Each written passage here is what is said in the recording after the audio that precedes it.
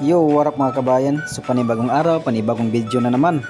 So for today's video mga kabayan ay nandito tayo sa ating trabaho at alas 7 ng umaga ngayon. At ang una nating gagawin mga kabayan ay i-check natin ang expiration date ng ating mga display. Dahil isa yan sa pinaka-importanting bantayan bilang isang butcher sa supermarket. At ngayon ay inisa-isa ko na ang pag-check ng expiration date para sure tayo na walang makalagpas dahil napakamahal pa naman ang multa pag napakita niya ng baladiya. At pagkatapos natin i-check yung mga expiration date mga kabayan ay i-check din natin kung ano yung kailangan natin gawin ngayon at ano yung mga kulang sa ating display para dire-diretso na tayo sa ating mga gawain at kung anong dapat nating unahin para mapadali yung ating trabaho.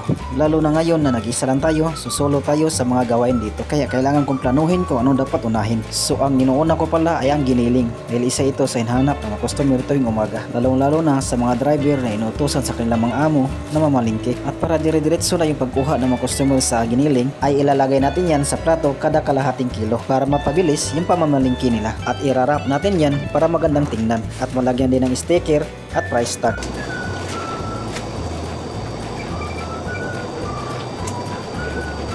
At pagkatapos kong makumpleto ang giniling ay isusunod ko naman ang display sa showcase. Kailangan ko pa yung i-compress ang mga karne para malaman ko kung ilang plato ang kulang at para ma-estimate ko din kung ilang karne ang kailangan ko para makumpleto ang display. At ngayon ay magdidibon ako ng isang beef shoulder dahil yan ang gagamitin ko pang display sa showcase at para mabawas-bawasan naman kung anong kulang sa ating display. At bilang isang butcher sa supermarket mga kabayan ay kailangan mong maging maingat lalong-lalo na sa karne na iyong i-display. Dapat i-double check mo talaga kung pwede pa ba o hindi na.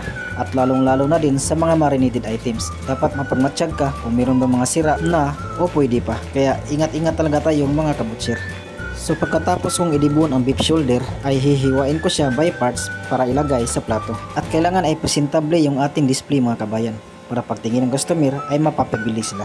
Lalong-lalo na pag presyong karne at maganda tingnan. Kahit gaano pa yung kamahal ay mapapabili yan.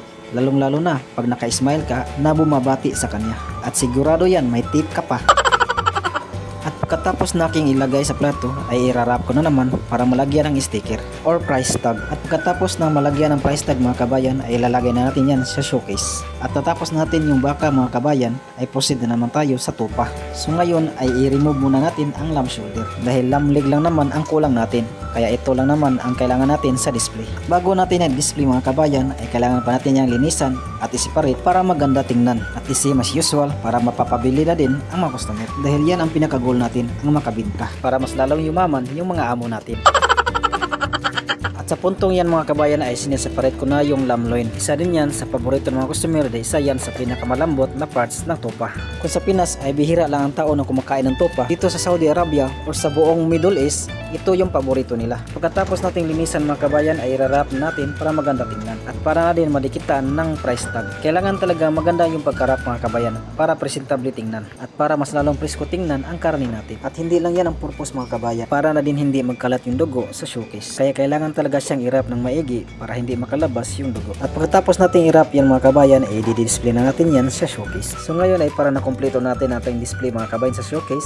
So isusunod na naman natin ang marinated items. So dahil may ginawa kami na beef sausage kahapon, so ilalagay natin ito sa plato para ma-display na sa labas. So ilalagay natin siya half kilo per plato para hindi masyadong mamahalan yung customer sa presyo. At bilang isang butcher sa supermarket mga kabayan ay all around tayo dito. Tayo ang magtitimpla ng mga marinated items, tayo ang magdi-display, tayo din mag-a-assist ng customer. Kasi wala mga babae dito mga kabayan. Dito lang ng Pinas na may mga babae sa supermarket, lalong-lalo na sa mid-section. At sa puntong ito mga kabayan ay irarap na naman natin ang beef sausage para magandang tingnan at madikitan ng sticker at price tag. At hanggang dito na mga kabayan. Kung nagustuhan mo ang video, please paki-like, share at paki-follow naman dahil makintulong na din sa akin. God bless po sa inyong lahat. Bye bye.